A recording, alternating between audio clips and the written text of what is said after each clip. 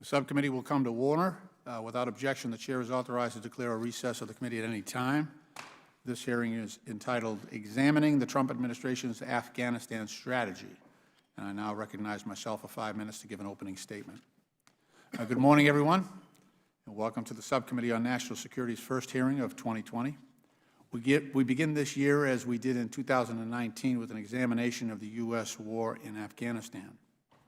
After 18 years of war in Afghanistan, this is now the United States' longest-running conflict and has taken the lives of 2,400 of our brave men and women in uniform and come at the cost of hundreds of billions, if not $1 trillion, in taxpayer dollars. Unfortunately, after almost 2 decades of fighting, al-Qaeda and the Taliban, the situation in Afghanistan has continued to deteriorate, and today is at best a stalemate. Today, the government of Afghanistan lacks control over about half of the country, and it is estimated that the Taliban now has about 60,000 full-time fighters compared to 20,000 in 2014. Meanwhile, ISIS Khorasan, the Afghanistan branch of the Islamic State of Iraq and Syria, today comprises between 2,000 and 4,000 fighters and continues to plot terrorist attacks against the United States and Western democracies. Today's hearing comes after the Washington Post last month published hundreds of documents that reveal long-standing policy failures by multiple administrations in Afghanistan. These so-called Afghanistan papers were originally compiled by the Special Inspector General for Afghanistan Reconstruction, or SIGAR, as part of the agency's Lessons Learned project, and they demonstrate how successive administrations, Democrat and Republican, have misled the American people about the conflict in Afghanistan. For example, Doug Lute, the, quote, war czar for President Bush and Obama, told SIGAR the U.S. was, quote, devoid of a fundamental understanding of Afghanistan. We didn't know what we were doing, close quote. Other interviewees described efforts to distort statistics in order to hide a lack of progress in Afghanistan. U.S. military advisor and retired Army Colonel Bob Crowley told SIGAR that surveys were, quote, totally unreliable, but reinforced that everything we were doing was right, and we became a self-licking ice cream cone, close quote. The Trump administration's stated objectives in Afghanistan are, to quote, to achieve a peace agreement that ensures Afghan soil is never used again by terrorists against the United States, its allies, or any country, and allows American troops to return home, close quote. And in August 2017, President Trump stated that, quote, conditions on the ground, not arbitrary timetables, will guide our strategy, close quote. The purpose of today's hearing is to examine the strategy. Unfortunately, despite repeated invitations, the Department of State and the Department of Defense refused to make witnesses available to testify before the committee today. So we have nobody from State, we have nobody from DOD.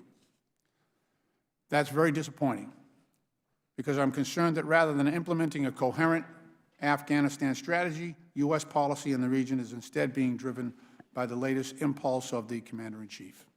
For example, in September 2019, just days after Ambassador Zalmay Khalilzad announced the U.S. was nearing an agreement with the Taliban, President Trump abruptly and publicly canceled the secret meeting with the Taliban leadership at Camp David. He subsequently declared negotiations with the Taliban, quote, dead, only to restart them months later. President Trump and officials in his administration have also publicly acknowledged the United States' intent to withdraw from Afghanistan, with or without a deal with the Taliban, which undermines our diplomats' leverage at the bargaining table. Earlier this month, National Security Advisor Robert O'Brien said in an interview, and I quote, I think we'll be in a position at some point soon, whether it's with a deal or without a deal, to reduce our military footprint in Afghanistan, close quote. And in December 2019, Secretary of Defense Esper stated that the U.S. would lower its force presence in Afghanistan, quote, with or without a political agreement. I think everyone can understand how that decreases the sense of urgency on the part of the Taliban to reach any agreement with the United States if we're going to withdraw anyway, which is one of their demands. While we all desire to bring our sons and daughters home from nearly 2 decades of war, we must do so in a way that promotes our national security objectives. to echo Special Inspector General Sopko, who was our guest today, when he testified before our subcommittee last year. We must plan not just for the day after a U.S. withdrawal from Afghanistan, but for the months and years that follow. Only by doing so can we ensure the gains we have made for democracy and women's rights in particular in Afghanistan are not lost, and that the sacrifices of our men and women in uniform have not been made in vain. It is therefore all the more urgent for Congress to exercise its constitutional responsibility to conduct oversight of the Trump administration's strategy in Afghanistan, and for the administration to come here before Congress and explain its conduct and its strategy to the American people. Their refusal to do so today is extraordinarily troubling. By failing to appear, the Trump administration is obstructing members of Congress of both parties from evaluating U.S. policy in the region and denying the American people the answers they deserve about the war they have already sacrificed tremendously for. That being said, I'd like to thank our witness, Special Inspector General John Sopko, for being here today. Although Mr. Sopko is not an administration witness, nor does he represent the views of the Trump administration, he has served a critical oversight function for many years, identifying waste, fraud, and abuse across U.S. reconstruction programs in Afghanistan, and I look forward to his continued insights as our subcommittee examines the potential national security consequences of an anticipated withdrawal from Afghanistan. Before I return to the ranking member, I'd like to acknowledge that yesterday, military officials confirmed that a U.S. aircraft crashed earlier this week in Taliban-controlled territory near Kabul. Although initial reports about the cause and extent of the damage are still coming in, I certainly hope that all passengers and crew are safe and accounted for. I now yield to the ranking member, Mr. Heiss of Georgia, for his opening statement. Thank you very much, Mr. Chairman, and thank you, Mr. Sopko, for being here with us today. We appreciate you being available to provide testimony, and I share disappointment. Mr. Chairman, the Department of State and Defense cannot be here today. It's a challenging job before them, but a very important one for all of us to be involved with and to provide oversight, and I hope we'll be able to hear from them soon. It's been nearly 19 years since the United States began its efforts in Afghanistan after al-Qaeda attacked our country, killed nearly 3,000 Americans in New York, the Pentagon, and Pennsylvania. Yet every time we talk about oversight of our efforts in Afghanistan, I believe we sound like a broken record. It's America's longest war, and it's held that title for a long time now. To date, American taxpayers have spent $780 billion on combat operations, $137 billion on reconstruction efforts since 2002. So we're pushing $1 trillion here. During that time, and in spite of that money, we've lost 2,400 courageous American service members during the conflict, and one stat that often is overlooked is over 20,000 who have been wounded in action, many of them very seriously. The United States has drawn down our military presence from a peak of about 100,000 under the Obama administration to less than 14,000 today. President Trump and his administration are trying to achieve a positive and enduring outcome in Afghanistan. In fact, on August 21st, 2017, President Trump announced a strategy for Afghanistan and South Asia that included taking tougher positions with Afghanistan, further developing a strategic partnership with India, and not setting arbitrary timetables. Moreover, President Trump enabled Secretary of State Mike Pompeo to appoint a special envoy, Ambassador Khalid Zadeh, to negotiate peace talks with the Taliban and the Afghan government. Mr. Sopko, last time you were here, we discussed the 2019 high-risk report, and in that report, of course, it's released at the beginning of each new Congress. It identified 8 high-risk U.S. reconstruction program areas that are vulnerable to waste, fraud, and abuse. And so I hope today that we're able to get some updates on how the administration and Afghan government are making progress in those areas. A month or so after the 9/11 attacks, the U.S. mission in Afghanistan was clear. That was to root out al-Qaeda and those that harbor and protected them, and then to ensure that Afghanistan would not be a safe haven for future terrorist attacks. Obviously, that's not a very easy task. It required the U.S. to invest in the Afghan national defense and security forces so that they can protect their people and their nation. My understanding is that the majority of the money appropriated for reconstruction has been for training and equipping the Afghan defense forces, and I would appreciate an update from you on how effective that money has been spent. I think it's important that we add some context to your testimony here today. As the chairman referred to, last December we saw the release of the Afghanistan papers from the Lessons Learned project that your office conducted in 2014. This investigation was a serious departure from your usual oversight. So today I'd like to learn a little bit more about the beginning of that project and just to hear some more about it. During that investigation, your team conducted interviews with over 600 people, including NATO allies and Afghan officials. And, I think at least one thing that we all learned from the Afghanistan papers is that war is complicated. We know that. And it's especially true with the protracted and dynamic situation that we all are very much aware of in the Middle East. People disagree, I get that, and a war that lasts nearly 2 decades, obviously strategies change along the way, but I believe President Trump is making real progress, and we should let that progress play out. If it means that we can bring an end to this conflict, then we should all welcome that. So again, Mr. Sopko, I want to thank you for appearing before our subcommittee today. You're a dedicated public servant, and we are grateful for your service. We appreciate your time today.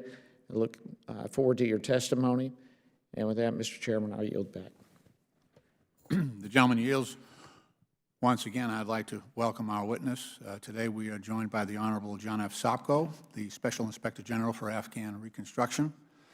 It is the custom of this committee to swear all witnesses. Could I please ask you to rise? Mr. Sopko, do you swear or affirm that the testimony you're about to give is the truth, the whole truth, and nothing but the truth, so help you God? Let the record show, please be seated.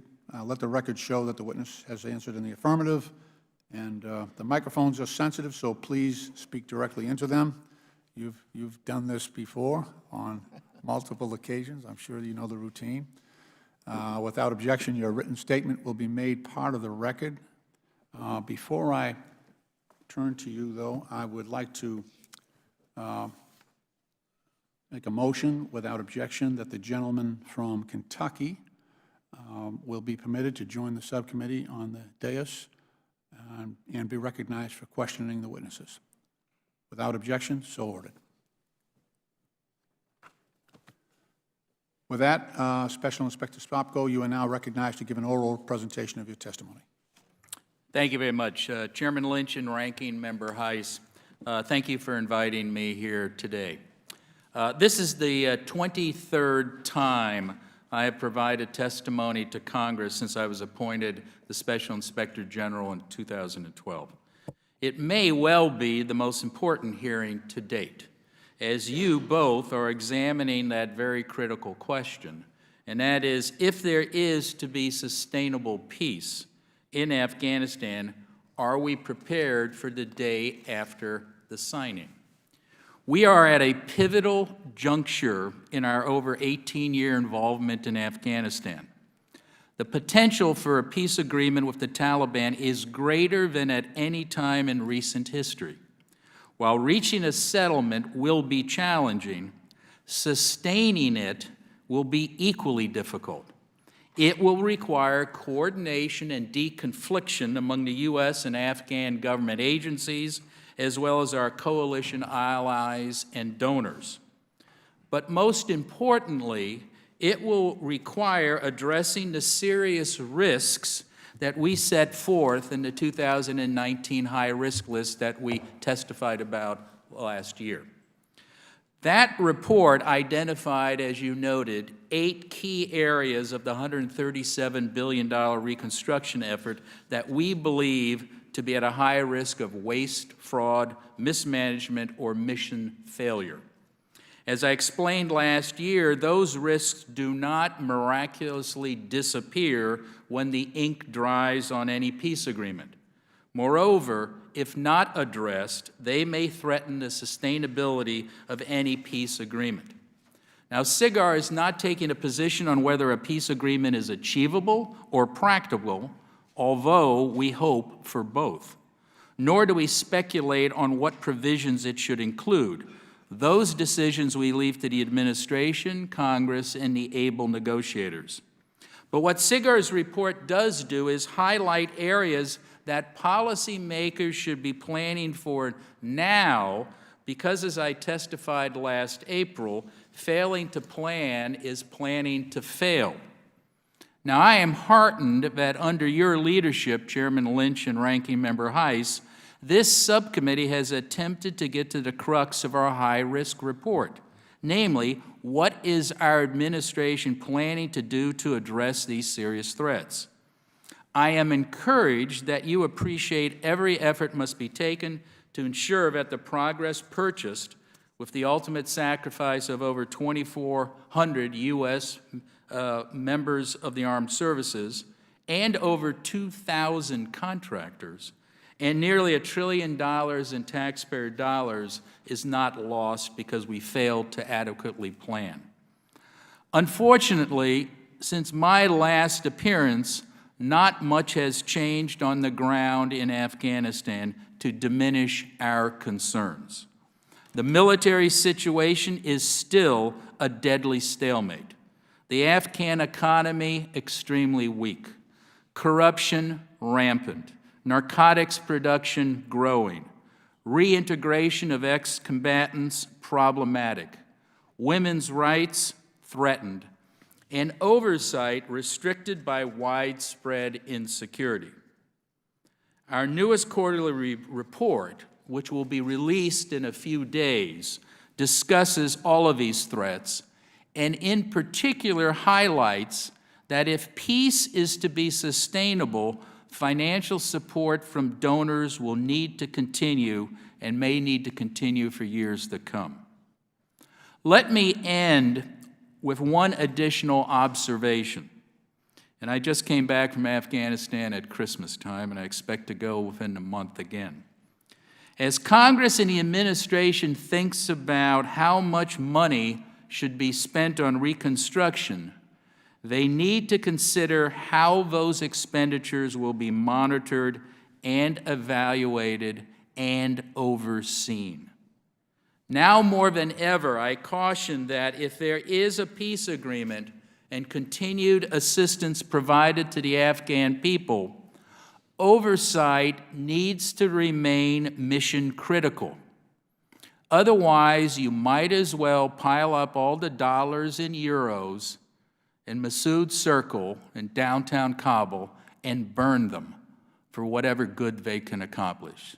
I'm happy to, again, be here and answer any questions, and particularly about the Afghan papers at appropriate moment. Thank you. Thank you, Mr. Sopko. I recognize myself for 5 minutes for questions. And why don't we start with that? One of the key takeaways from the documents released by the Washington Post last month, the so-called Afghanistan papers, discloses how data and information has been repeatedly distorted to paint a rosier picture for the American people about the war in Afghanistan. For example, to U.S. military advisor and retired Army Colonel Bob Crowley, his statement, every data point was altered to present the best picture possible. Surveys, for instance, were totally unreliable, but reinforced that everything we were doing was right. This stood out to me because you got to person on the ground that is, giving actionable intelligence, in a way, to the Congress in terms of the progress of how things are going there. Also misleading the general public as well as its representatives.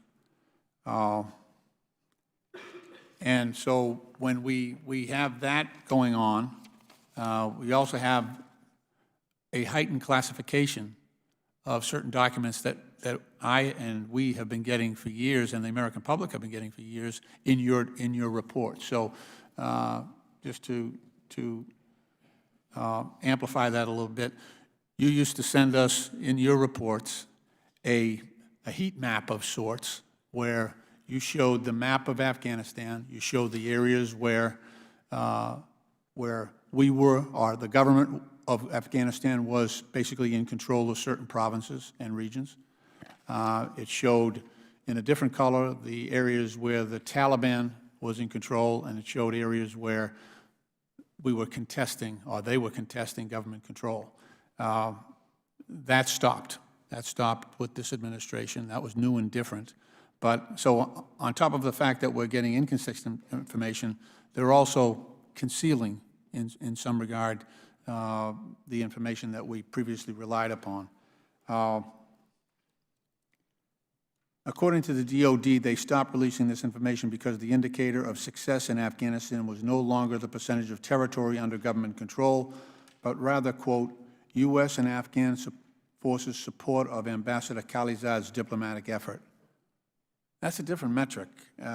Why would we, what's the reasoning for that, if you can shed some light on that in terms of going from objective evidence to something far more subjective and less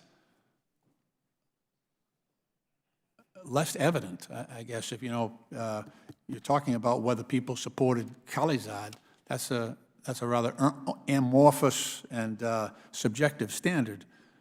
It's difficult to follow, and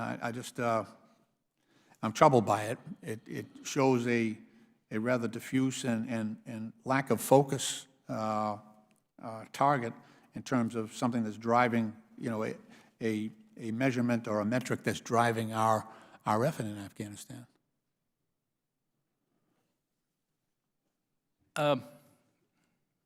You're right on point on changing the metrics.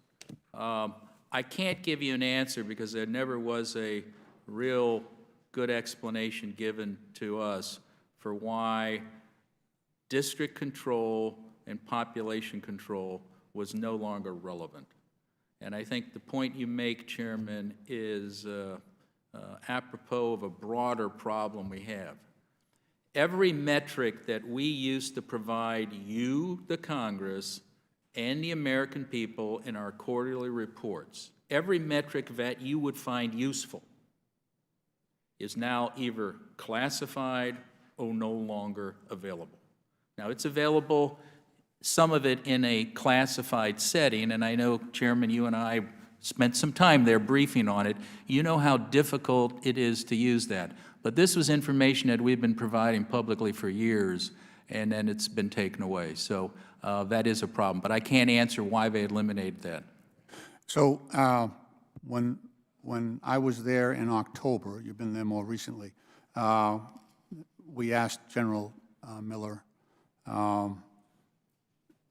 why that was the case, why we were not getting that information in a form and in a context that I could actually talk to my constituents about, because something like that is classified. Even though I can go down to I go down to the SCIF and look at the heat maps and look at the other information, I can no longer discuss that with my constituents at town meeting or even among members of Congress who don't have the necessary clearance.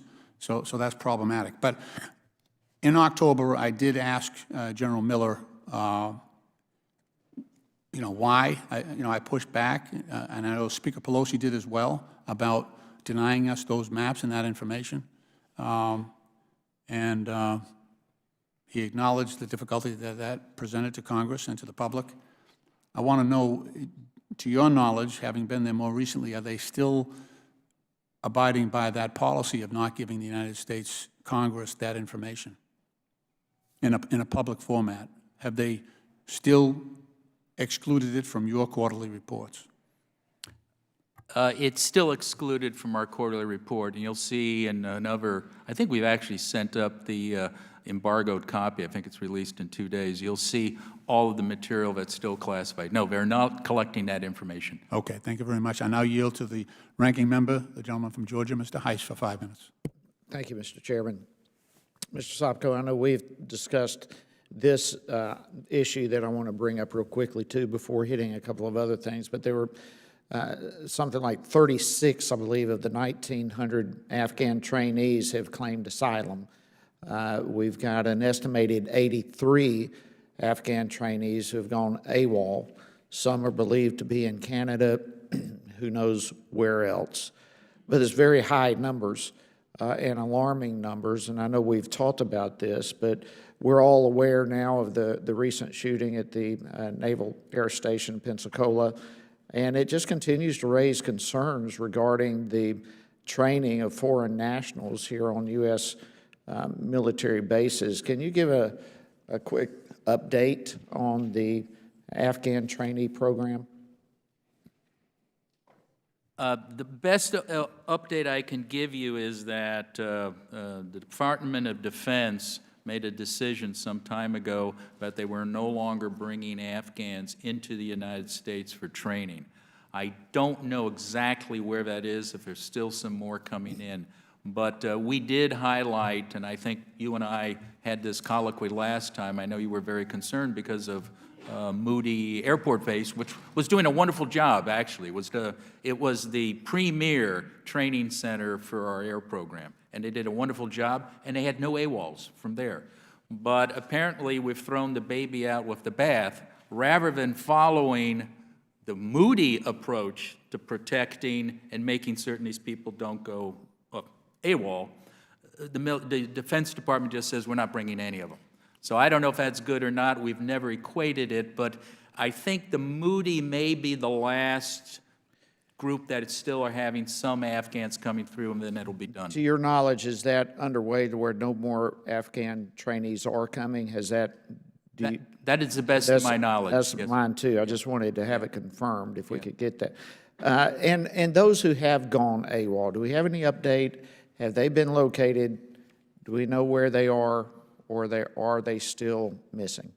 I don't think we have any information on that, because that really gets into the Department of Homeland Security and what they've done with it. We have not. I can check with my staff, but I don't think we've done any follow-up on that. We checked, but we have no additional information since last time we chatted. Okay. That's concerning still, and I would like to get some answers. We'll continue looking on that as well. Let's move on. In your written statement, you mentioned that insurgent attacks on the Afghan National Defense and Security Forces and coalition forces are increasing. What is the reason for the increase? Have y'all been able to determine? The biggest problem, I think, General Miller and his predecessors have complained about is that the Afghan military and police, even though we train them not to do this, they stay in static positions and they're easy to pick off. And the biggest problem we've seen with, and our trainers have seen with the Afghan military, is they're not aggressive, they're not moving out. The only unit that is really good at that are the special forces, who are uniquely trained by our people. But the problem is they're in these small, static positions out in the middle of the hinterland, and they usually get attacked and wiped out by the Taliban. There's some who believe that some sort of peace agreement with the Taliban, number one, would be possible, and number two, that if it did come about, that it would decrease some of these attacks. What are your thoughts on that? Well, we hope if there's an agreement, the attacks will go down. We're hoping there'll be a reintegration of the 60 to 80,000 Taliban into the economy. But the concern that has been expressed to us is that the Taliban is not a monolithic organization. And the Taliban is also not ISIS, and there are many other terrorist groups. So you may see a splintering. So even the best analysis we have is, even if there is a peace agreement, there's going to have to be a robust Afghan military and police force to handle these other terrorist groups and other illegal groups that are armed roaming around the countryside. Yeah, and that's my last question. If that were to happen, what do you do with all these Taliban individuals integrating back in? Is there a plan for that? Member Rice, that is so important. That's why this hearing is so important and what you're doing. We got a plan for that, and we have a whole lessons learned report on reintegration, and we explain how difficult it is, how expensive it is. So you can't just all of a sudden overnight say, well, we're going to reintegrate 80,000 Taliban who are armed plus their families. You've got to start planning for it. And that's why we totally support the efforts of this committee in trying to find out what is our government doing. Thank you. I yield back. Gentleman yields. The chair now recognizes the gentleman from Vermont, Mr. Welch, for 5 minutes. Pardon me. Mr. Heiss, you're asking the right questions. We need answers to those questions. Mr. Sopko is not the one who can answer them. We really have to have state and defense here to answer those questions. So I appreciate you asking them, but I would advocate for us, as you and our chairman, to pursue getting the state in here to answer them. Second, it's good to see you, Mr. Sopko. I've been working with you and your predecessors, and there's a couple of things that come up. Number one, you have documented, your office has documented over the years the abject failure of the nation-building enterprise. You have to be careful in your language. You don't have, it's not your job to give political opinions or to give advice to this committee or the Congress as to what our policy should be. But what comes through very clearly is that the policy that we've had on, by the way, a bipartisan basis with presidents, I mean, Republican and Democratic presidents, has been nation building in Afghanistan. Total and complete failure. Pipe dream, wishful thinking. And you don't say that, but the examples of the pipe dream policies and the unwillingness to come to the appropriate conclusion is evident. I mean, just in the course of my time, Mr. Chairman, I remember there were folks in the State Department who were only there for 9 months. So they had to go around and they had to spend their money before they went out, and they wanted to get books to libraries, and they couldn't spend the money within the time before they left.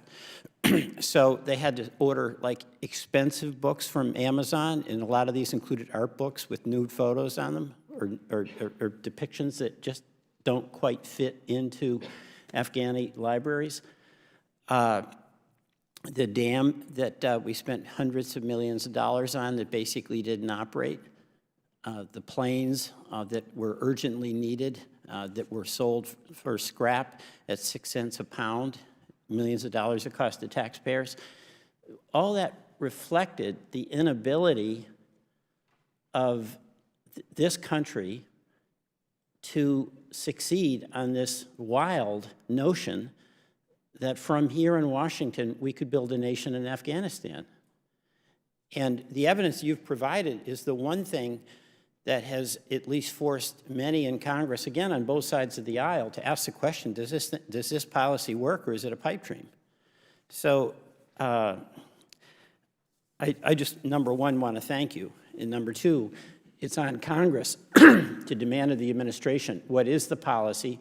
How is what your policy now different than what's failed before? And what are the decisions that we have to make? So thank you for that.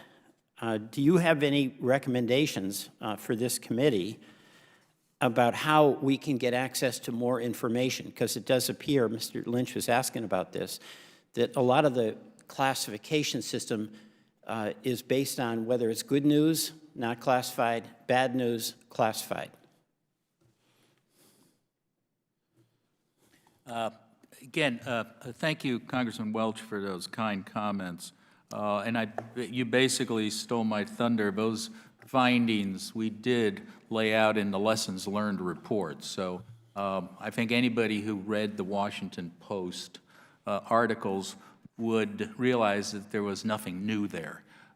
We've been reporting problems including mendacity, hubris, shaving records, the lobotomy, everything else that you mentioned. It's tough for me to tell you, Congress, how to do oversight. I mean, that's, you know, what you're doing right now is what you need to do. Visiting the country is what you need to do. I think when the chairman goes, and I know it's a very difficult trip, and it's a very dangerous trip, and I don't, you know, lightly say it's an easy trip, but when you go out and you start talking to people, you talk to the troops, you talk to the aid people, you meet them in the dining hall, or you meet them after hours, it's amazing what you can learn, and that's the way to do it. If you're not getting the records from Congress and you're not, I mean, from the administration, I can't really tell you what more to do, so. Gentleman yields. The chair now recognizes the gentleman from Tennessee, Mr. Green, for 5 minutes. Thank you, Mr. Chairman. As a guy who's deployed to Afghanistan, I think folks will be a little surprised with my questioning today, but first let me start by thanking you for being here. The Washington Post article detailed some potential deception. Are we investigating to find out who exactly deceived, and is something happening to hold those people accountable for that deception? Congressman, no, I don't think anybody is. And maybe if I can just take 50 seconds or 30 seconds to explain the Washington Post article, and I know the ranking member alluded to that. First of all, we, meaning SIGAR, did not issue a report. Understood. We have been doing lessons learned reports since 2014, actually at the recommendation of members of Congress, also General Allen, Ambassador Crocker, and others, who, when we issued these reports that identified airplanes that didn't fly and buildings that melted, they wanted to know, what does this mean? You know, what does this all mean, Mr. Sopko? You keep finding failure after failure. So we decided to embark upon trying to learn some lessons from those 18 years. And what happened is, in the course of that, we got a lot of information, reviewed a lot of cables, interviewed a lot of people. Some of the people we interviewed were reflective of what happened 10 years ago. And they basically were saying, like I think General Lute and others, that, you know, we didn't know what was going on. But that was sort of after the fact. They were reflecting. It was very useful information in some areas, but a lot of the information was also talking about the war fighting. And none of our reports deal with the war fighting. We deal with reconstruction and the training. We don't look at whether we should be in Afghanistan or not. So when Ambassador Lute or General Flynn say we shouldn't be there, that's nice. It's his opinion, it's their opinion, but it doesn't help us do these lessons learned reports, which we've done 7. So I that explains it. It's not that these people were evil, they're just reflecting on what they saw and observed 7, 8 years ago. So there was no falsified documents.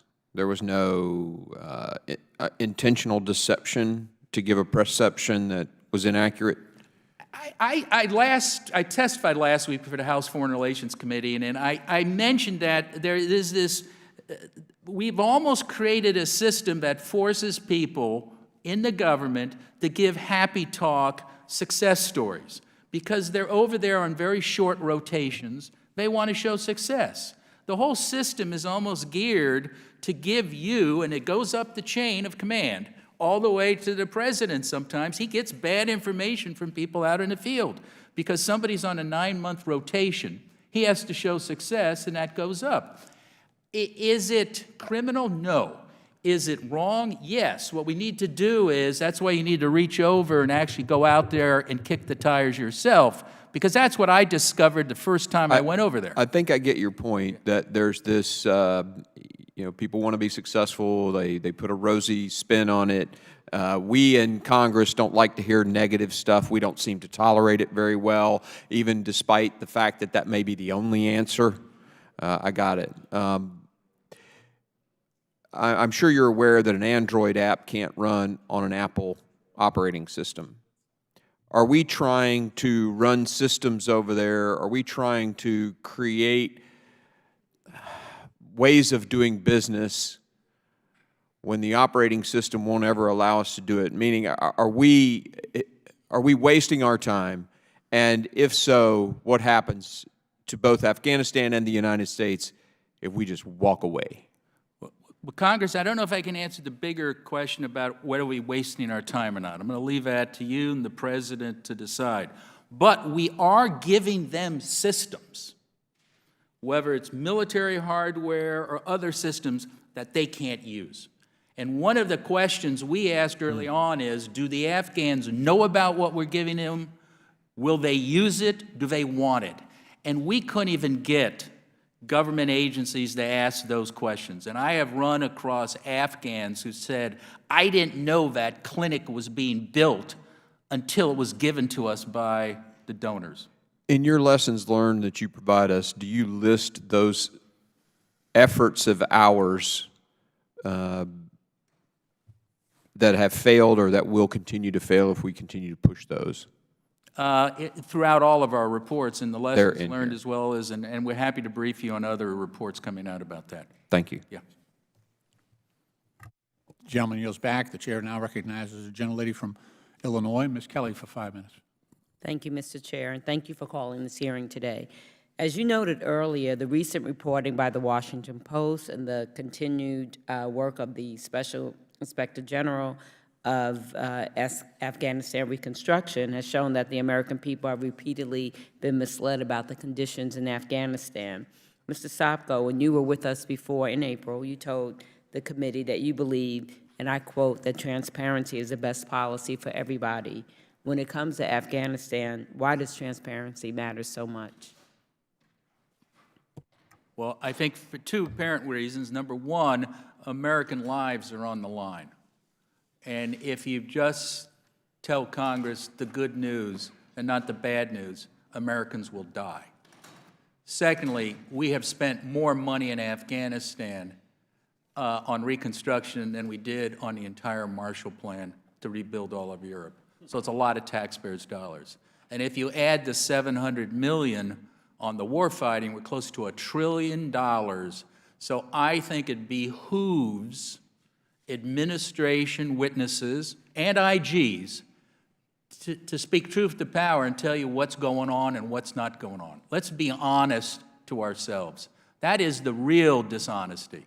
We have been dishonest to ourselves. I think a number of people coming here and testifying have tried to paint the good story. I don't know if it's for getting a promotion or it's just the American way. We also have this hubris, which I think was identified before, that we think we can turn Afghanistan into Little America or another Norway. We can't. That's the hubris. And I would believe that you think part of that transparency is the ability for us to hear directly from the Department of Defense and the State Department. Well, look, I worked 24 years in Congress, working for Sam Nunn, John Dingell, and other people. I believe in openness, and I believe that Congress has a right to know. But maybe I'm a minority these days. I hope not.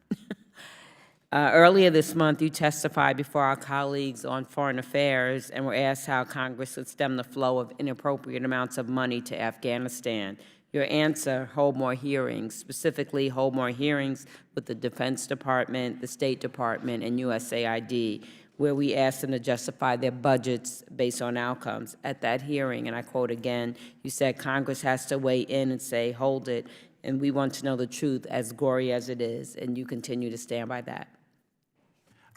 I do, and if I can add, there's one other thing I did mention there is maybe incentivize honesty.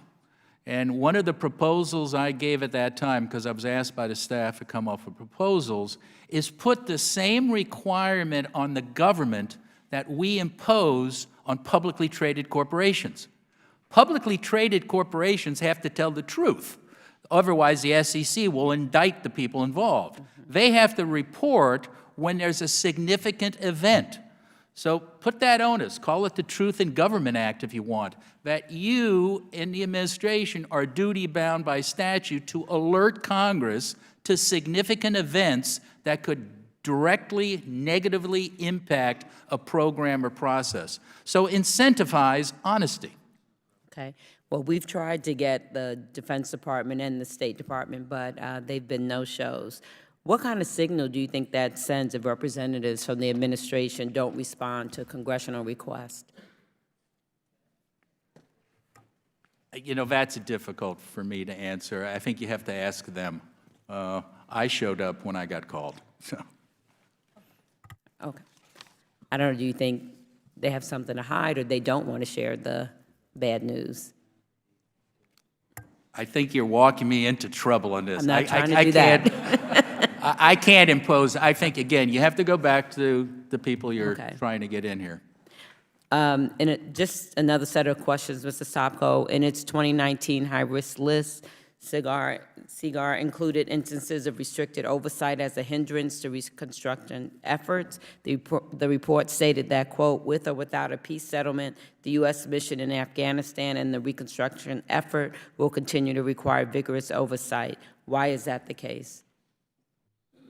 Well, I think now more than ever, because there are fewer State Department aid people and DOD people there, you need somebody watching the store. And there will be a tendency, because of a security situation, decreased staffing, to give the money directly to the Afghan government, or to give the money through third-party monitors such as the World Bank and UN and other international organizations. And we have reported in the past that, first of all, the Afghan government's incapable of handling the money. We really need to do a ministerial assessment, ministry by ministry, to determine whether they can handle our taxpayer money. And then secondly, we have some real questions about some of these international organizations. The UN and the World Bank, we've already identified, have serious problems with monitoring it. So what we're saying is, don't just focus on the troop level, don't just focus on the amount of money, focus on how we are going to protect the U.S. taxpayers' dollars. That's why I think now more than ever we have to keep our focus on that. Thank you so much. I yield back the time I don't have. The gentleman from Illinois yields. The chair now recognizes the gentleman from Kentucky, Mr. Massey, for 5 minutes. Thank you, Chairman Lynch. I'd like to start out by agreeing with my colleague from Vermont, Mr. Welch, that what we're doing here is nation building. This is, I mean, we're calling it reconstruction, but maybe that's because nation building, people understand what nation building is, and they don't appreciate all the money that's been spent on it because they know common sense tells them that it's not working. This feels like Groundhog Day again, Mr. Sopko. I don't know how many hearings I've been in with you. You're consistent. I will say that about uncovering the waste, fraud, and abuse. And by the way, if there was ever any doubt whether we needed a SIGAR, Special Inspector General for Afghan Reconstruction, today's hearing hopefully clears that up, because we invited the Department of Defense and the State Department to also give us answers, and they're not here. If you didn't exist, if your department didn't exist, we would have nobody at this hearing today to give us any answers. So I appreciate you coming here. I want to start out in this hearing, as I start out in all the other hearings where you show up, and ask about the money. Let's start with the money. In 2015, I asked you, how much have we spent? The number was $113 billion. You graciously came back in 2017. The number was $121 billion. Last year you were here. The number we'd spent was $132.3 billion, with $10.8 billion in the pipeline. Can you tell us how much we have spent on Afghanistan reconstruction at this point? Congressman Massey, I can. The latest figure is $136.97 billion as of December 31st. So 136, you can round it off to 137 billion. That's staggering to me. Just for reference, the entire federal budget for roads and bridges is $50 billion, 50 to 60 billion. It's gone up a little bit. We could double our spending on our nation's infrastructure for 2 or 3 years for what we've spent in Afghanistan. You know, when the Afghanistan papers came out, the so-called Afghanistan papers in the Washington Post, I think it was a shock to everyone, except for the people who had read your reports, because literally what they reported was what you have been bringing to Congress year after year for 5, 6, 7 years in your lessons learned publications. I guess people just haven't been reading those. One of the problems we get, and maybe this is why State Department and DOD didn't show up today, is we get too much happy talk from them. I feel like we get the real talk from you, but let me give you an example of some of the happy talk we got in this committee when DOD did show up, and you probably remember this, Mr. Sopko. Christine Abizaid, Deputy Assistant Secretary of Defense for Afghanistan and Central Asia, I asked her how effective our drug interdiction programs were. And this is the happy talk I got. She said, well, it went down. The drug production went down 1 year. It had gone up all the years, but it had gone down 1 year. And somebody had the good wisdom to lean and whisper in her ear, there was a drought that year. So that's why it went down that year, but it's consistently gone up. And then I said, how do you measure your success? And she started touting the amount of money they had spent and the number of flights and the fact that Afghanistan was flying. So that's the kind of happy talk we've gotten. We need more of the real talk that you've been giving us. But here's what I want to focus on. You've got 8 high-risk areas here in this document that you gave us today. And I encourage my colleagues to read it. He's made it really thin. Most of these reports are thick because there's a lot of waste, fraud, and abuse. He's reduced it to 8 things you can read now. Okay, but the 8th one is the one that concerns me the most, and that is restricted oversight. I mean, you're the only one here today, yet what I'm hearing you say is some of the numbers that need to be reported are being classified, and some of the numbers aren't even being monitored yet or anymore. Can you talk about that in the little remaining time we have? Well, that is a problem. We're not getting the data, but the other problem we're starting to see, and every time I go over there now for the last year, people at AID, at State, and DOD say, oh, we don't have any people anymore who can answer your audit requests. And please don't do another lessons learned report because we have nobody who can answer the mail. And this is the concern I have, and I believe Congressman Welch was leaning toward that, and I didn't get a chance to answer. But the problem is, as we reduce the number of troops, are we going to be reducing the people who are doing oversight over the $80-some billion that the Defense Department has spent there? If we reduce, like we did, the number of USAID officials, who's going to be around to monitor the money we're going to spend? And you know, the World Bank has predicted, even if there's peace, we're going to have to spend more money if there's peace. So who's going to be there if you, quote-unquote, right-size the embassy and right-size the Department of Defense out there? There is nobody there to monitor. By the time an inspector, just so you know about IGs, there is a limitation to us. By the time we show up on a program, it's gone. It's like the TV detective serial. You see a white chalk outline of the body. The first line of defense is that soldier who's monitoring the contract or monitoring the Afghan government. But if he comes back, because there's talk now to reduce to 8,600, where are those 4,000 troops coming from? Are they gun toters? Or are they the people who are actually trying to answer the mail and oversee how we spend the money? This building of this empire you talk about that you don't want to see, well, there is a soldier or somebody from the Pentagon who is trying to oversee that. If he comes back in the first tranche, who's going to be protecting your money? That's my concern. That is the big concern. Getting out is a concern, but we've kind of worked our way around that.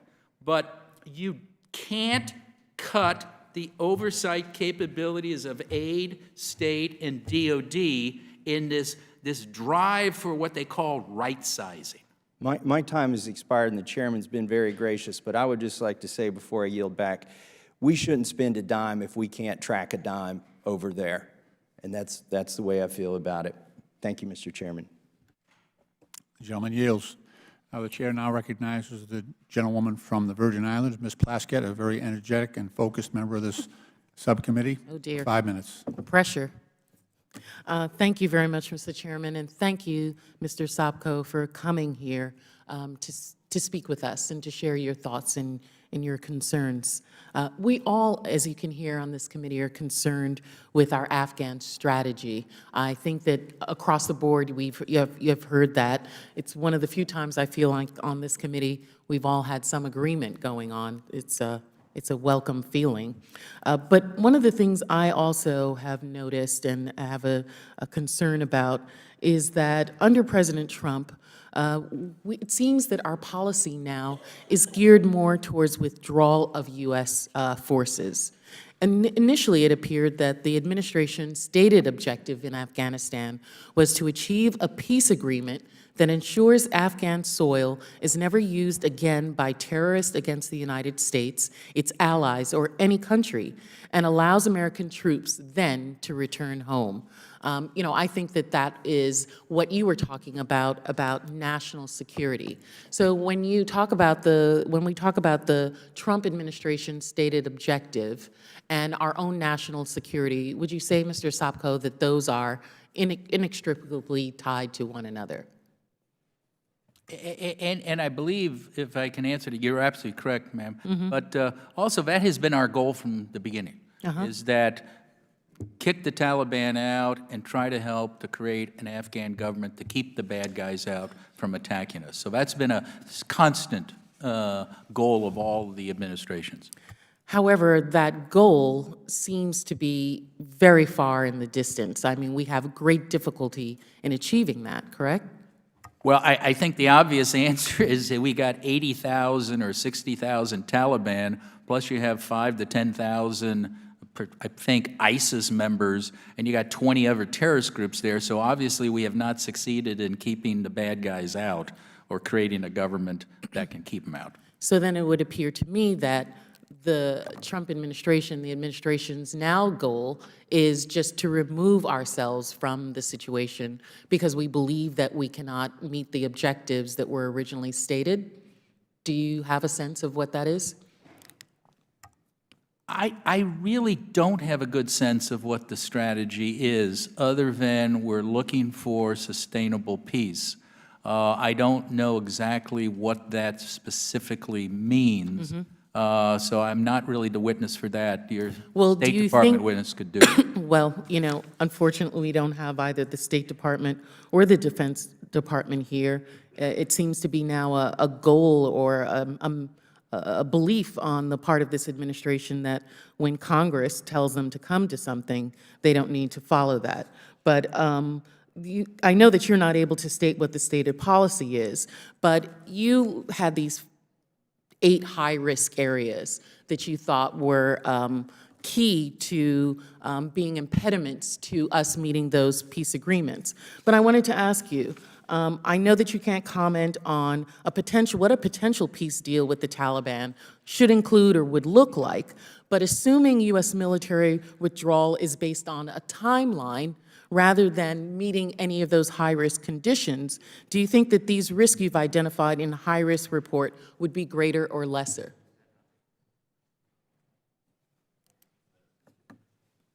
If there's a precipitous withdrawal, is that what you're So if implying? we have, as the administration has done, by stating specifically the time and the numbers through various sources. In October, General Austin Miller, commander of U.S. forces in Afghanistan, confirmed that the United States had already reduced its footprint in Afghanistan by 2,000, despite the fact that we have yet to reach a peace agreement with the Taliban, or at different points where a former administration talks specifically, Secretary Pompeo, his directive from the president has been unambiguous, end the endless wars, draw down and reduce. So with the Taliban understanding that our removal of troops is based on a timeline of the president rather than the meeting conditions, do you think that the risk that you've identified will be greater or lesser?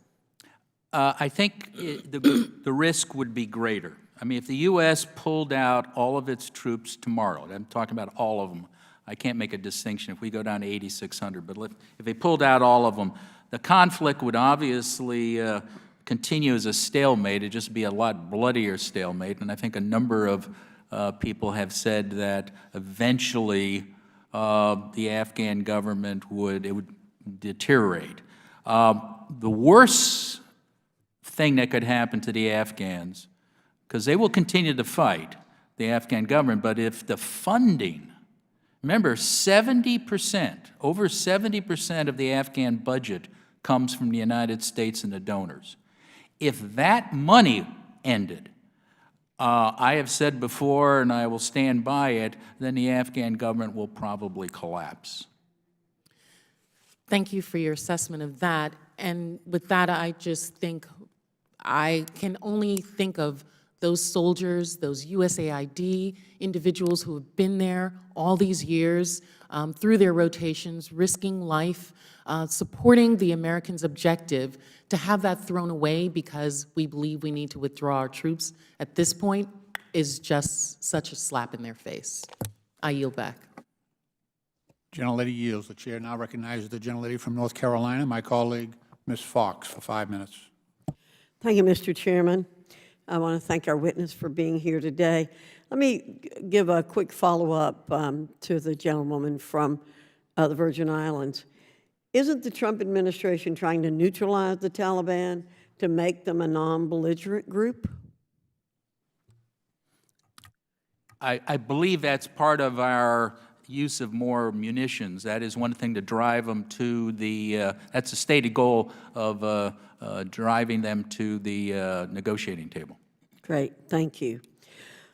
According to SIGIR's October 2019 quarterly report, the U.S. appropriated approximately $4.74 billion to efforts in Afghanistan in 2019. Is that correct?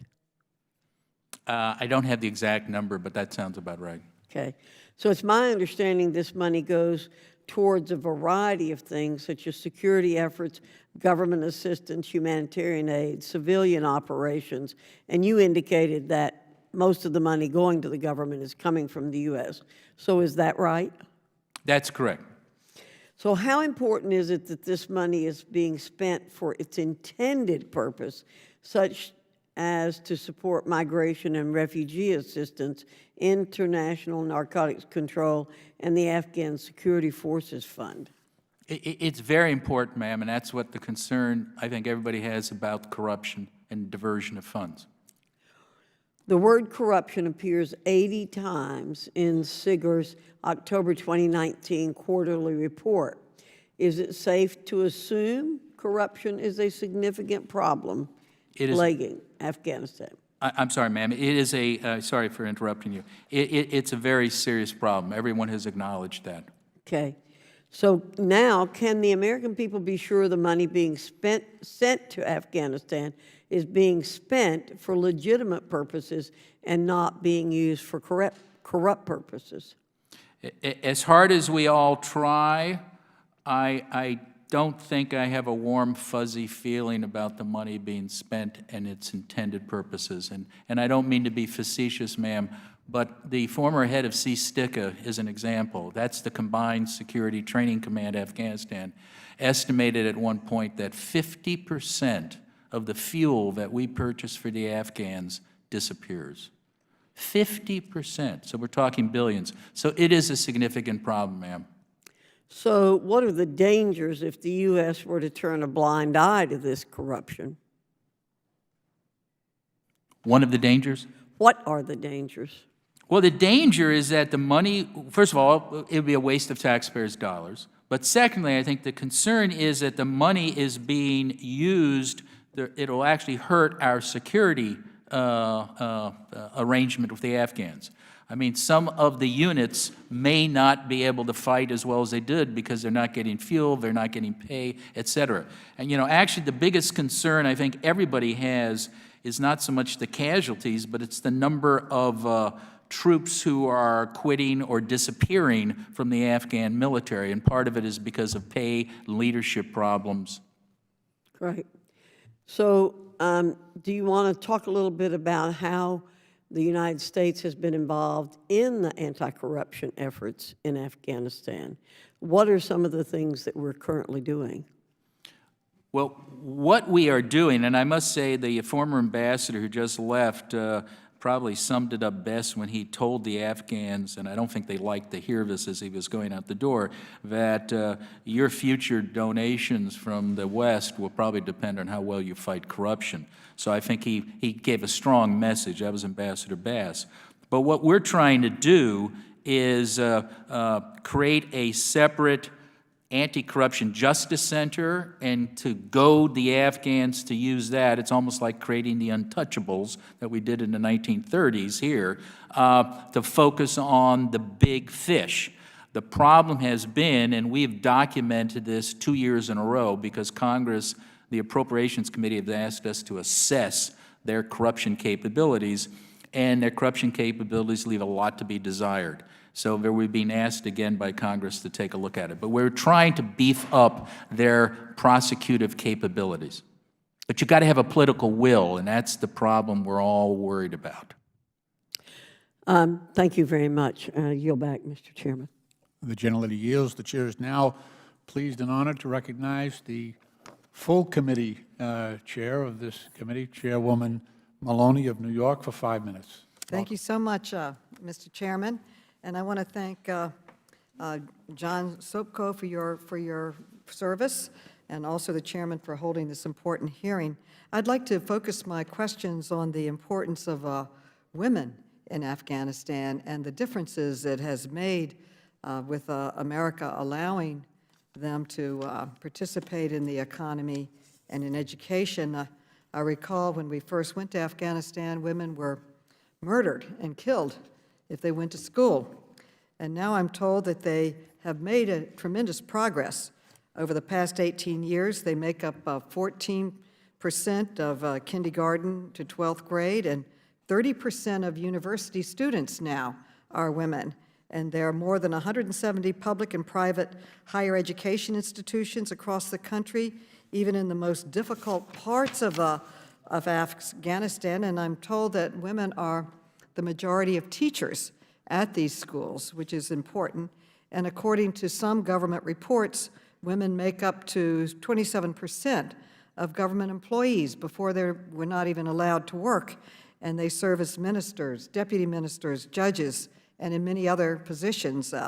According to the United Nations maternal mortality rates, they used to be second in the world, and they have fallen substantially. And that is because there are so many women that are trained as midwives and health professionals now and are working to help other women. And I understand there are over 530 public and private hospitals and hundreds of health and sub-health centers. And even if these numbers are exaggerated, women appear to be an important part of the success that is happening, certainly in education and healthcare. So wouldn't that alone make up our investments? Wouldn't that alone justify our investments in the country? I know the United Nations has made several reports that when women are educated and empowered and respected, the amount of terrorism in that country or in that village goes down.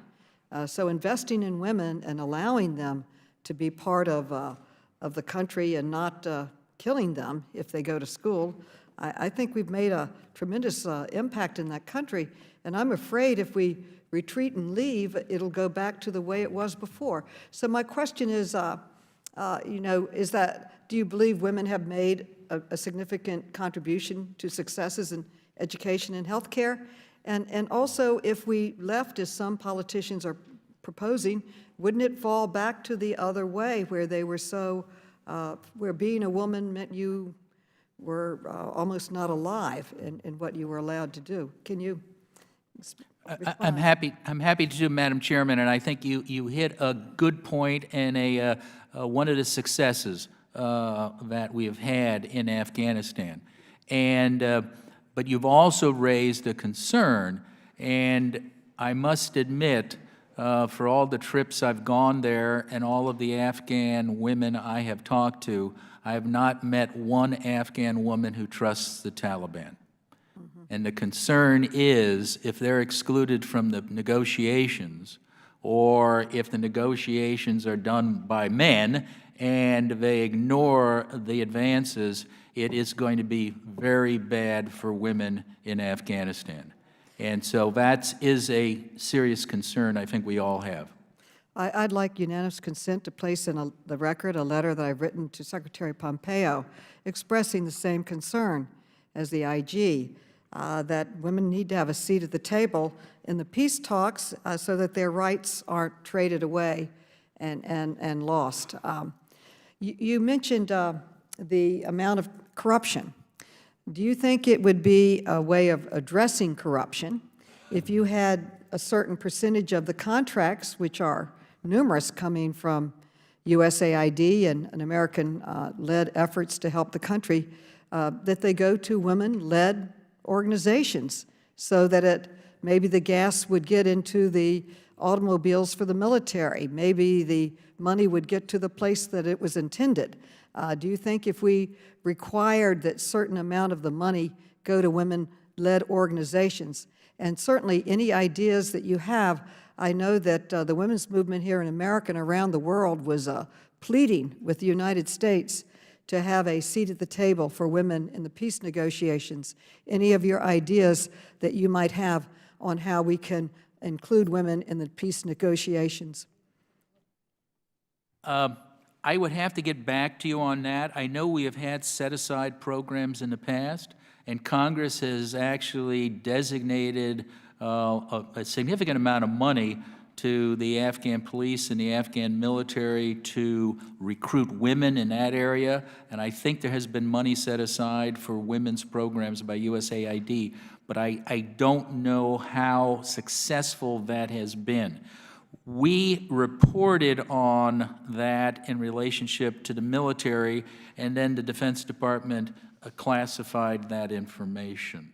So the amount of women that were being recruited, and that was, they reversed themselves, but still there's a serious problem that even though you have set aside money for certain things in Afghanistan, it's not spent. We're going to have a report coming out soon, ma'am, on the number of buildings we built for women in the Afghan military and police that are now vacant.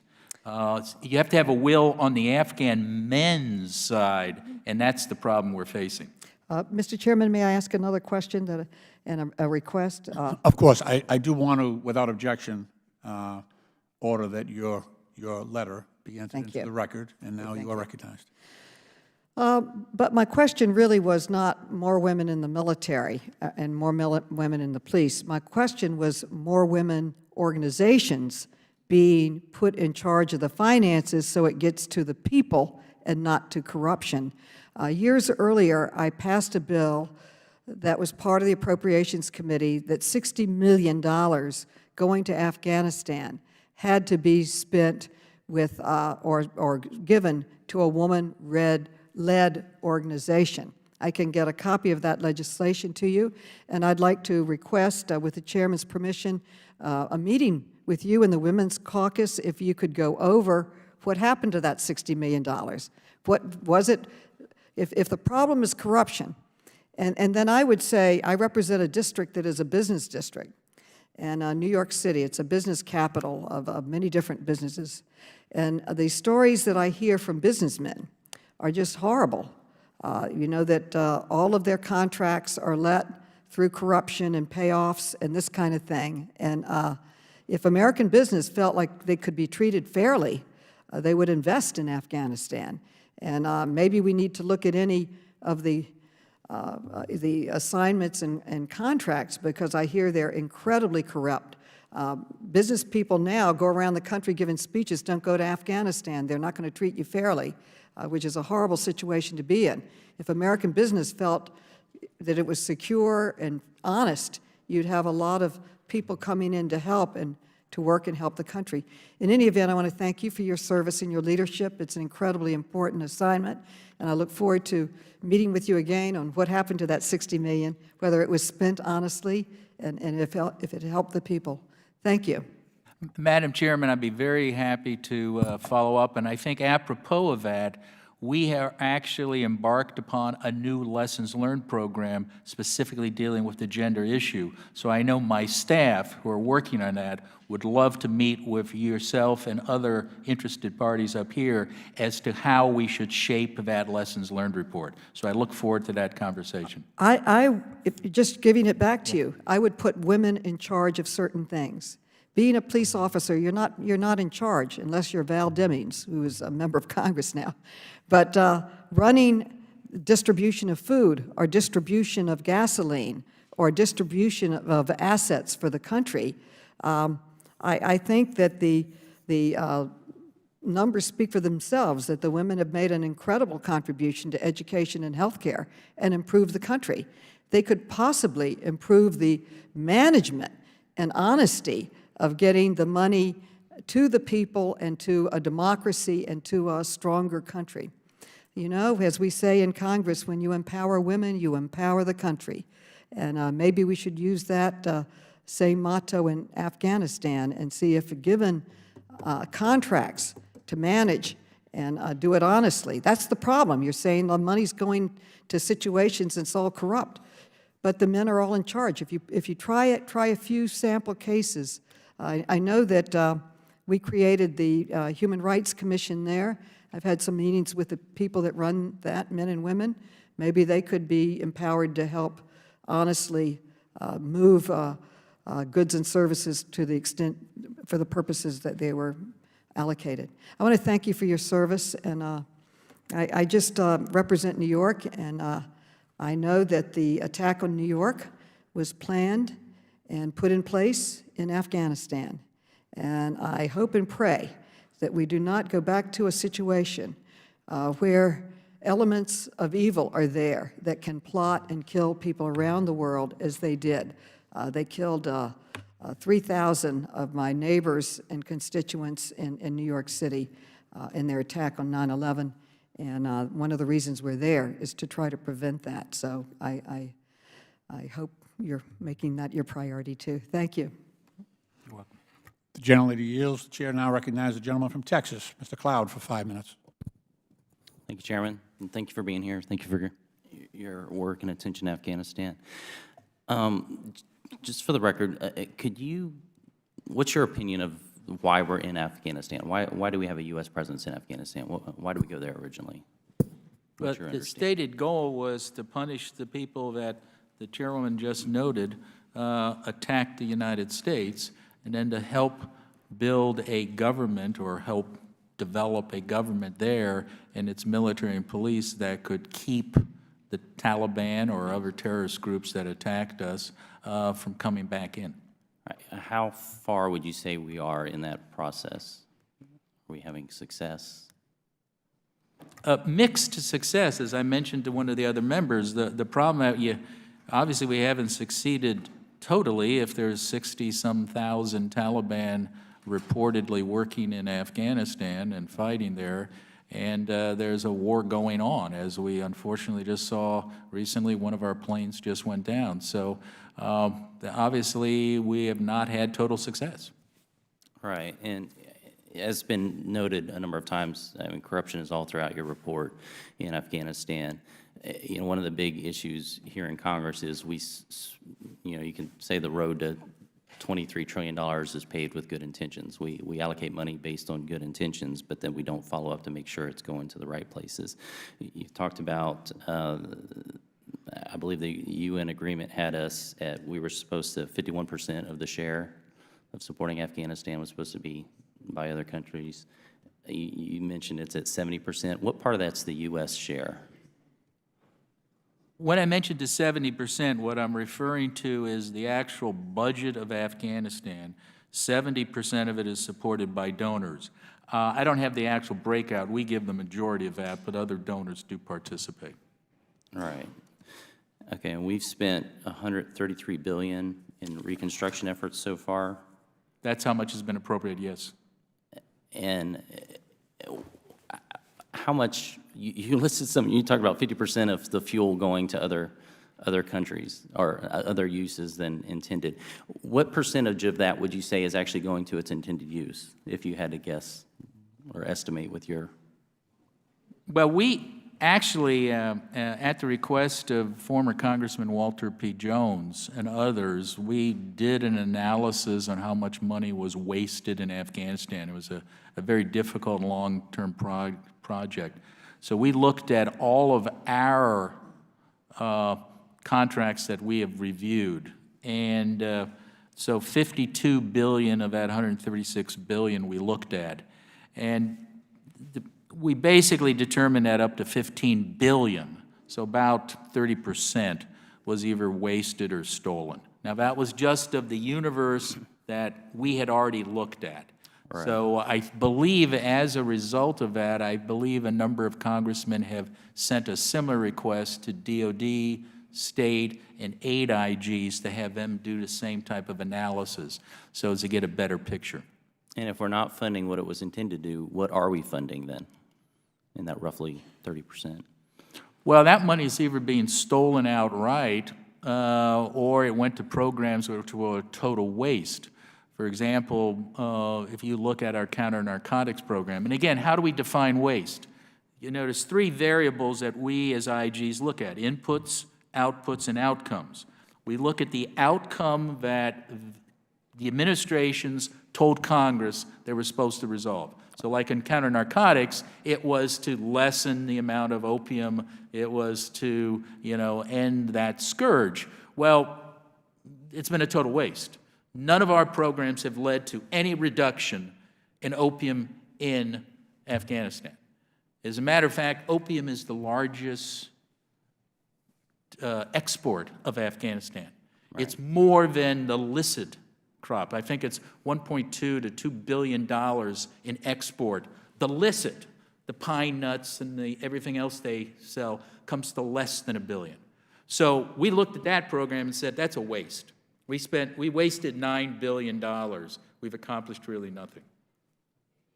What recommendations do you have for us in holding that to account? What things can we put in place to make sure the money gets to where it's supposed to go? Well, I think strictly asking people up front in the administration is, what are you trying to accomplish?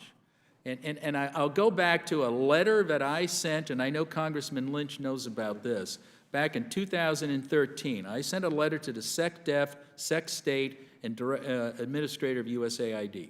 And I said, can you list your top 10 successes and your bottom 10 failures, and why?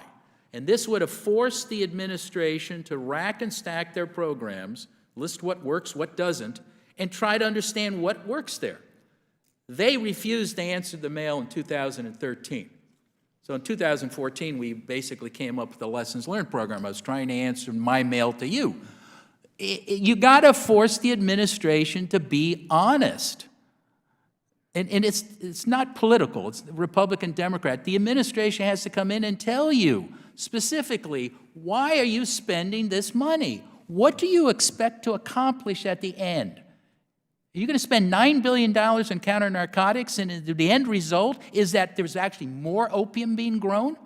Are you going to spend $500 million on airplanes, and they can't fly? You're going to spend millions of dollars on buildings that melt? I mean, you need to hold people accountable. You need to bring in the head of those programs and say, what were you thinking? And don't be negative about it. Just say, look, if it doesn't work, stop. Do something else. But I am certain, Congressman, and I don't want to go over, I am already over. I apologize, Congressman Lynch. Every commander I've met 6 of them. I've been doing this now for God knows how many years. Every one of them has said, the summer fighting season, we won. Well, if we won, what's defeat look like? And the aid administrator was pumping out happy talk for years. So much so that we actually had the CIA came in and said, what USAID is saying about the life expectancy is impossible arithmetically. It's impossible to double the life expectancy. People were coming in and giving you kites and balloons.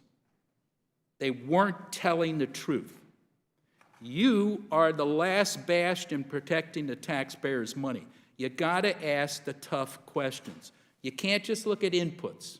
That's how much money you give them. You can't look at outputs, how many shoes they bought for the Afghans. What was the outcome?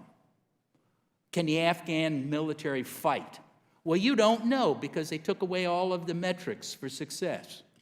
So we don't know. And that's the problem. Thank you. Gentleman's time has expired a long time ago. I now want to recognize one of the hardest-working members of this committee, an exceedingly patient member of Congress, the gentlewoman from Michigan, Ms. Lawrence, for 5 minutes. Thank you to an amazing chair. I'm here today as co-chair of both the Democratic Women Caucus and also the entire bipartisan caucus for this Congress. And I'm committed to strengthening the rights of women. Under the Taliban's regime from 1996 to 2001, they brutally oppressed women and girls. Girls were banned from the workplace, denied health care, barred from education, and restricted from earning a basic livelihood. In fact, in 1997, one women's group called conditions in Afghanistan, and I quote, inhumane gender apartheid.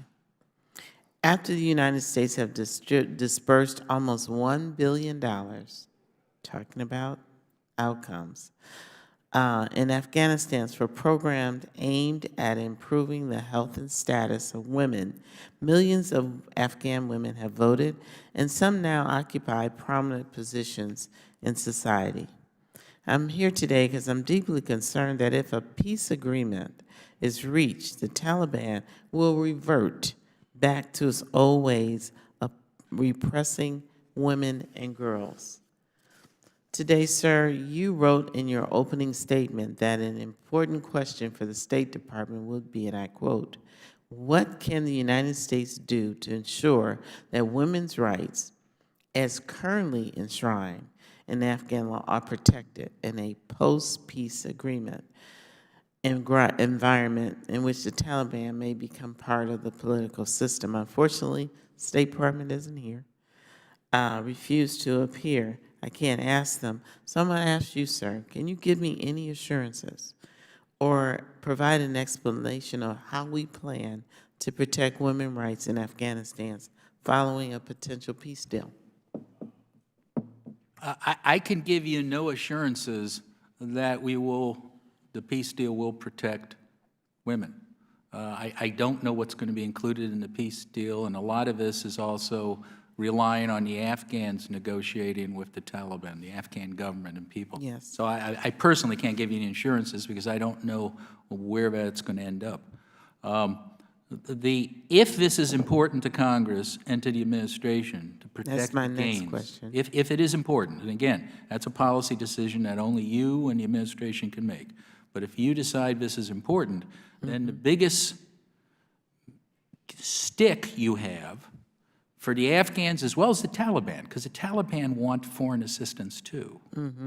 That's what's been reported, is that 70% of the budget, those billions of dollars that they will want, and you have to hold their feet to the fire.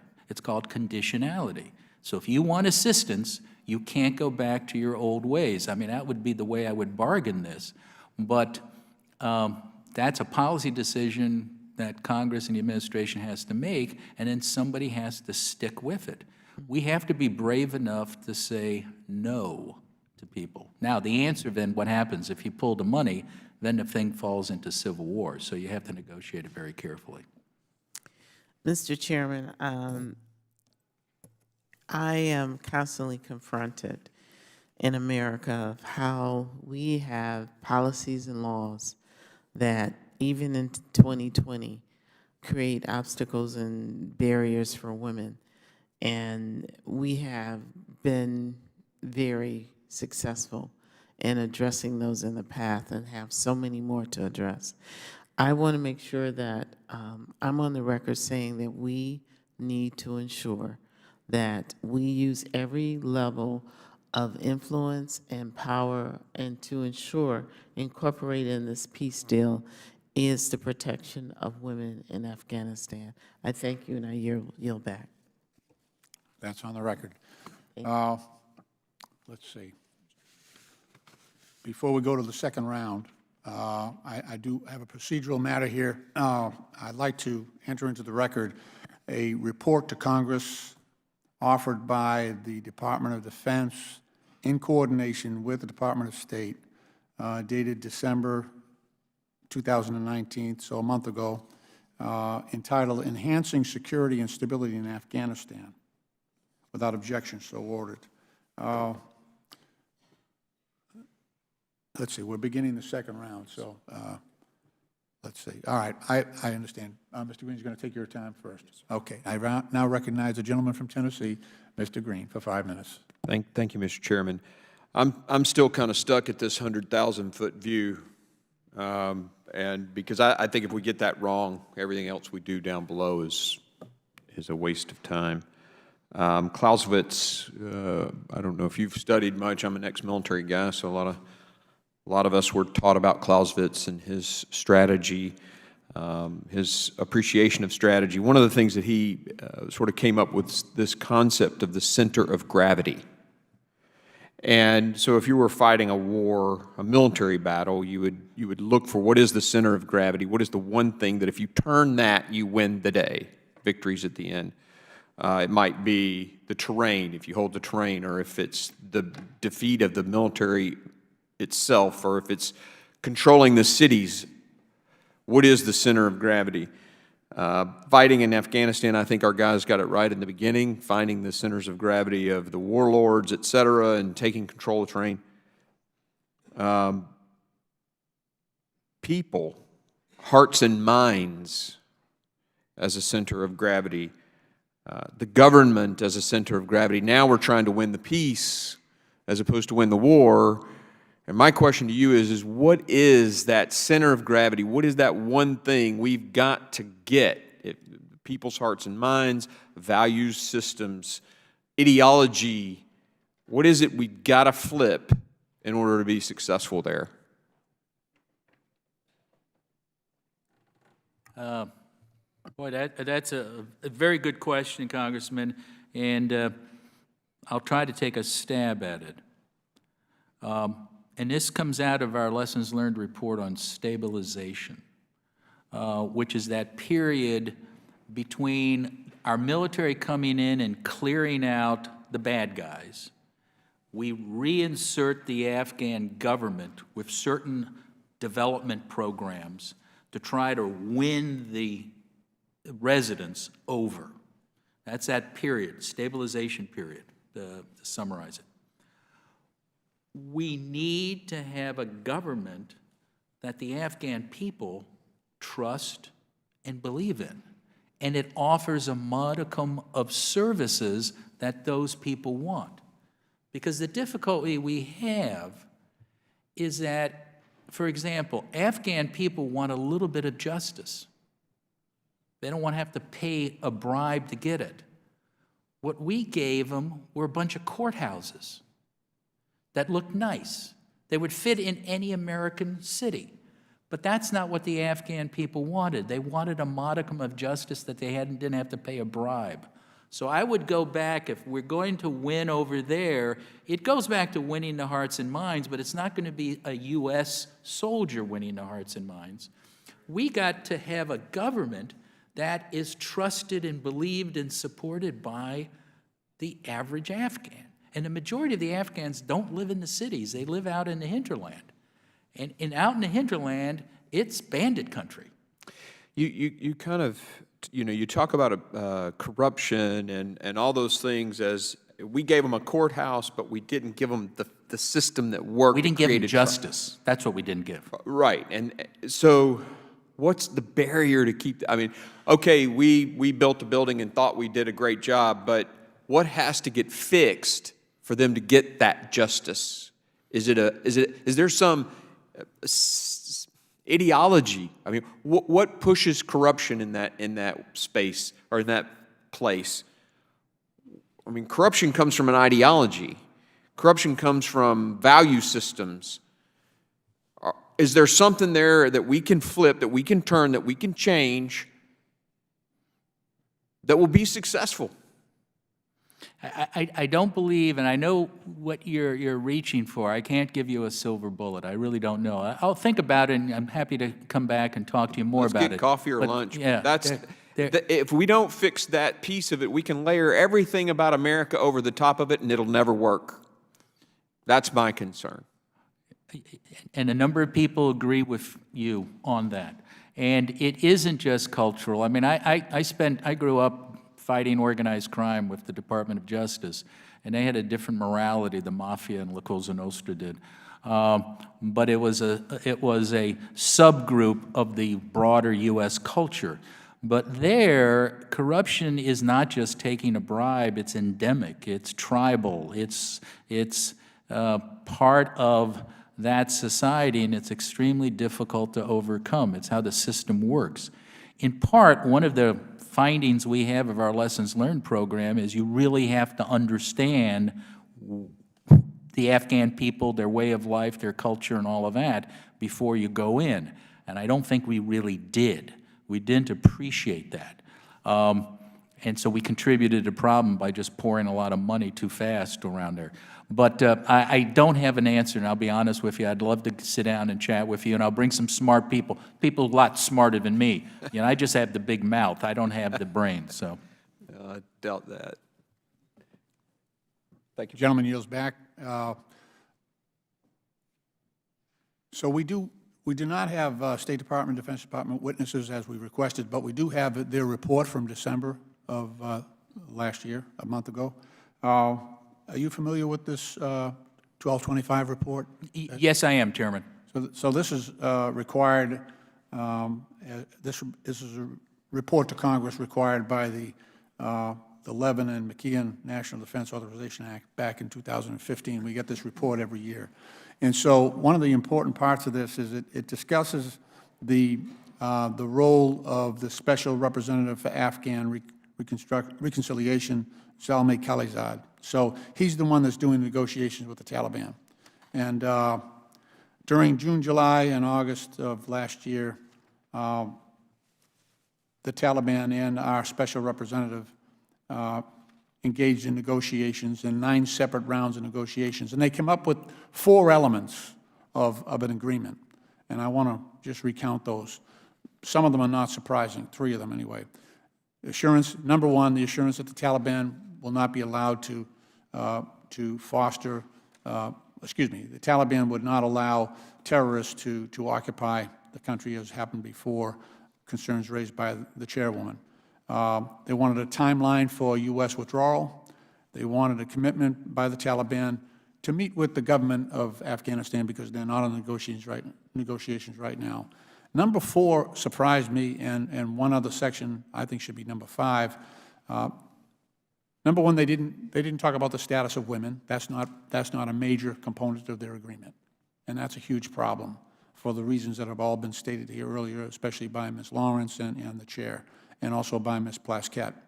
The other is, instead of having a ceasefire, which was our original request, they're now saying they want, and I'm quoting, a reduction in violence around the areas from which the United States is withdrawing. So, I mean, as I read that, we were asking for a ceasefire, a cessation of violence in the country, a peace agreement. Now we're saying, just don't shoot at us while we're leaving. That's the way I read this. And I'm just curious. You have followed these negotiations and the terms of what we were trying to negotiate. Mr. Is that Chair, is that how you understand that last section? now, Mr. Chairman, I am not involved in the actual negotiations, but I am aware of this. This is an official Department of Defense document. Right. And I read it the same way you do. I mean, it just basically, this is what the Department of Defense says was the deal presented to the president, and thank goodness he didn't agree to it. But it just basically says, don't shoot at us while we're going out the door. Right. It sounds a lot like what the Brits did back in the 1800s when they left Kabul and they all got wiped out. But I hope that's, but it's bad timing for that. But that's, yeah, I mean, I don't think anybody should trust the Taliban to secure our peace or the peace of our soldiers. The other thing that is deeply concerning, we went to Saudi Arabia a couple of months ago, and there's been this flow of funding from the Gulf, funding really what are Wahhabi, very extreme madrasas in northwest Pakistan and also southern Afghanistan. And they're pumping out, this is the farm team for the Taliban, these Wahhabi and Deobandi madrasas, very, very extreme. That's the farm team. So these young men come up and they become part of the Taliban. They are they view women as personal property. I can just say that. You know, we drove from Kandahar city all the way down to Spin Bolduc on the Pakistani border, and women are, unless they're not allowed out of the house unless they're in the presence of a male in their family. They have no range of movement, no freedom of movement. And I have great misgivings about delivering the women of Afghanistan into the hands of the Taliban. That will reverse, that would be a disgrace. That would be a black mark on the United States of America and of all freedom-loving nations if we would allow that to happen. And I'm just very, very, very disappointed in the terms of these negotiations as I see them. I'm hoping that this is not the road we're down on. And one of the reasons that I asked to have State Department, Defense Department here is so that I could ask them about this, you know, and they've refused to attend. We're going to have a vote later on this week on repealing the AUMF, the authorization for the use of military force that was agreed to back in 2003. And I'll tell you what, the fact that the State Department and Defense Department have refused to come before this committee and work with Congress, I'm going to vote for that, for repealing the AUMF. That's the only power I have left. If they're not going to come in and talk to us, if they're not going to give us evidence, then I have to take that power away to the degree that I possibly can. It's not the way this country was meant to operate.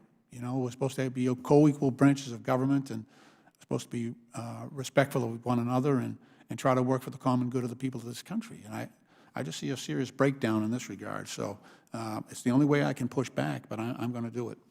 So I don't know, Mr. Chairman, Mr. Vice Chairman, excuse me, Ranking Member, you keep going down in elevation. I don't know if you have anything further to add? Okay. With that, let me just conclude. First of all, thank you, our witness, for your willingness to come before the committee and help us with our work. Members will have 5 days during which to submit questions to the witness, and we are hopeful that you may be able to get back to us. I know you've made some commitments to the chair and to others to work with them on both sides of the aisle here. Without objection, all members will have 5 legislative days within which to submit additional written questions for the witness, which will be forwarded to the witness for your response. And I please ask that you respond as promptly as you are able. And so this committee is planning a CODEL to Afghanistan, and I will give you a chance to respond. And we are extremely desirous of getting you out to some areas, maybe to the training and to the TACs, east, west, north, south, to maybe look at some of the things that that you want to give further attention to, just like this Oversight Committee. I'm sorry, do you have any last remarks? Mr. Chairman, I'm happy to help you and any other member of the committee in preparing for that trip, and I also identifying places to see. Could I ask just one thing to be introduced in the record? Of course. I know there were some questions by the ranking member about the Afghanistan papers in the Washington Post. I did a letter to the editor trying to correct the record on that report. Could I ask that that be submitted as part of the record? Because Without objection, so ordered. yeah, I think that clarifies our role. I think a lot of people confused and thought we issued a report. We answered a FOIA. By law, you have to answer a FOIA, and gave those documents to them. We're still producing lessons learned reports, as I mentioned to the chairman, one on gender issues. So we think they're very useful and they're very helpful. Again, we thank you very, very much for your great work. You've been doing it for a while, and we're extremely grateful for all that you do, and your staff as well, both here and in Afghanistan. Thank you, sir. Thank you. The hearing is now adjourned.